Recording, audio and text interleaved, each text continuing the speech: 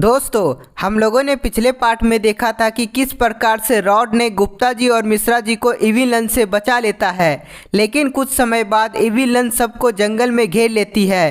तभी बाबा अपनी शक्ति से सबको अपने आश्रम ले आते हैं और इविलन सभी आत्माओं को अपने साथ चर्च के अंदर कैद कर लेती है। और अब आगे की कहानी देखते हैं। बाबा सभी बातें गुप्ता जी को बताते हैं कि इविलन सभी आत्माओं को अपने अंदर समाने वाली है। यदि उसे रोका नहीं गया तो इविलन बहुत ताकतवर हो जाएगी। तो बाबा हमें जल्दी से वहां जाना चाहिए ताकि इविलन को रोक सके। हाँ गुप्ता जी, पर मेरी शक्ति चर्च के अंदर काम नहीं करेगी, इसलिए मेरा जाना व्यर्थ है। तब कैसे उन सभी आत्माओं को बचा पाएंगे बाबा?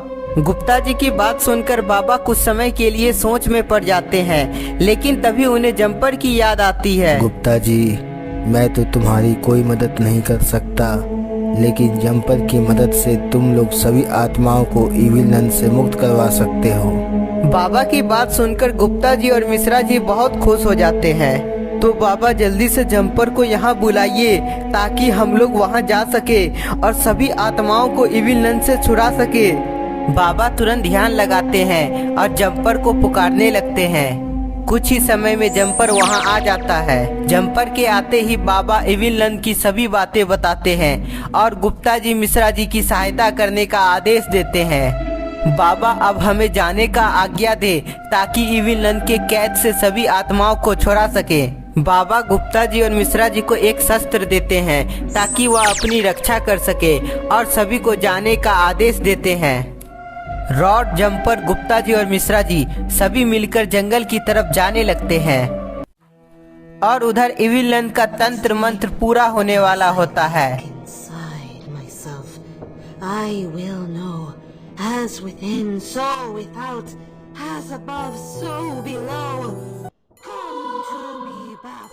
गुप्ता जी जल्दी से यहाँ आ जाओ, वरना हम सब इविलन के अंदर समा जाएंगे।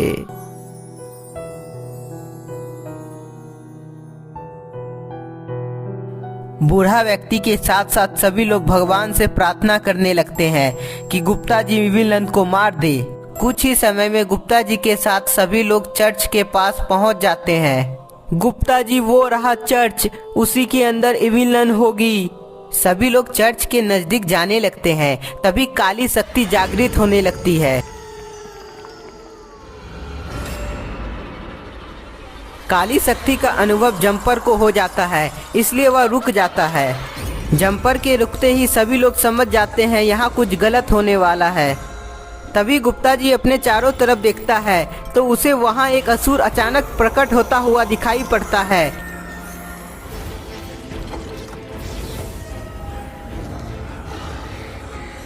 तुम लोगों की हिम्मत कैसे हुई यहाँ आने की?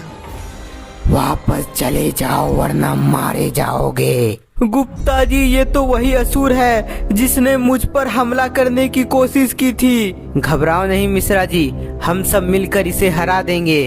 ए इविलन के गुलाम, तुम हमारे रास्ते से हट जाओ, वरना तुम्हें ऐसा सबक सिखाऊंगा कि तुम्हारी रूह भी कांप उठेगी। तुम मेरा कुछ नहीं बिगाड़ पाओगे।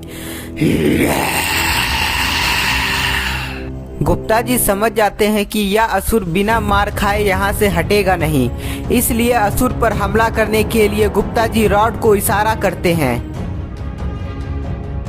रॉड तुरंत अपने मुंह से नाइट्रोजन गैस से असुर पर वार करता है, लेकिन असुर नाइट्रोजन गैस से अपने आप को बचा लेता है।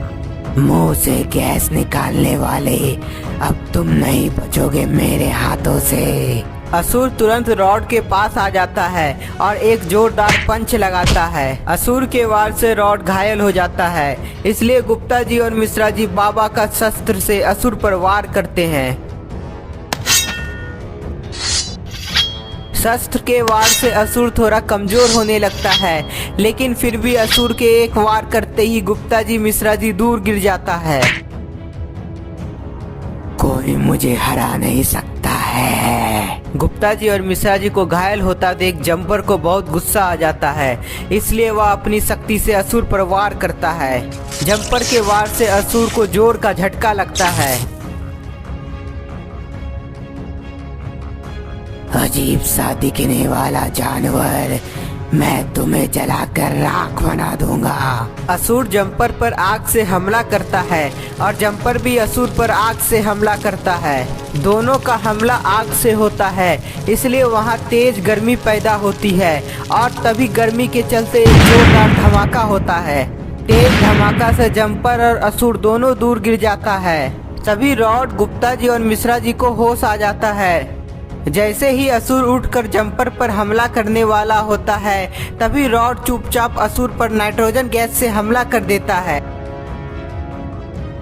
नाइट्रोजन गैस के हमला से असुर जम जाता है और तभी जंपर अपनी शक्ति से असुर पर वार करता है, जिससे एक और जोरदार धमाका होता है और असुर का अंत हो जाता है। गुप्ता जी, असुर का अंत हो गया है। हाँ मिश्रा जी, अब हमें जल्दी से चर्च के अंदर जाना चाहिए। सभी लोग चर्च के अंदर जाने लगते हैं।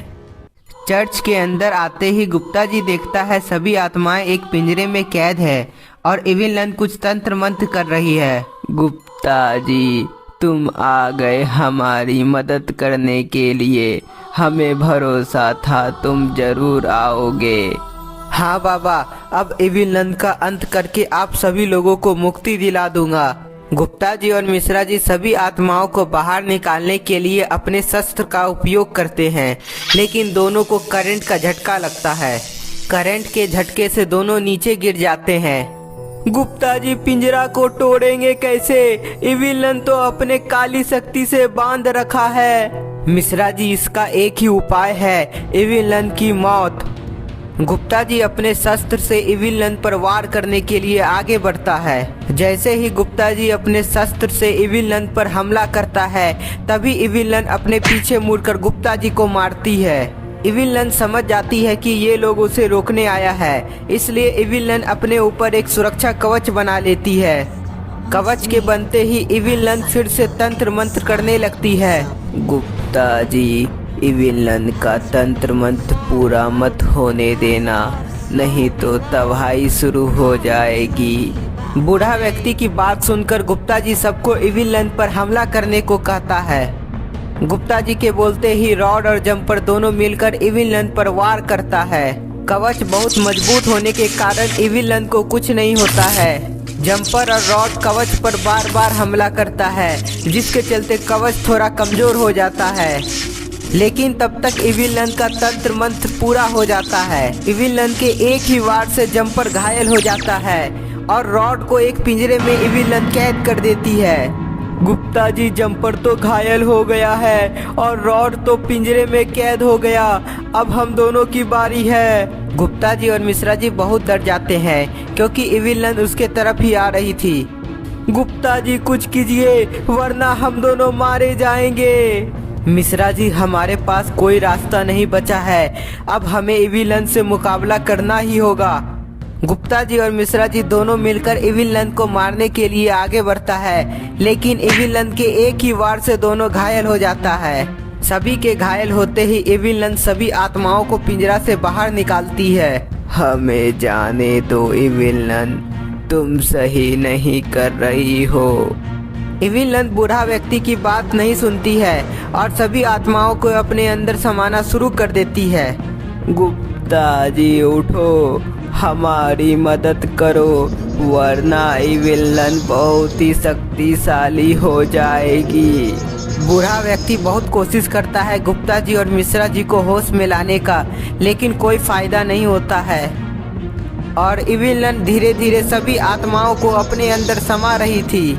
रॉड बहुत कोशिश करता है अपने आप को पिंजरा से बाहर निकलने का, लेकिन वह भी निकल नहीं पाता है। तभी गुप्ता जी को होश आ जाता है और वह इविल नन को रोकने जाता है, लेकिन अब कोई फायदा नहीं होता है, क्योंकि इविल नन सभी आत्माओं को अपने अंदर समा चुकी होती है। इविल नन के एक ही वार से गुप्ता जी फेंका जाता है।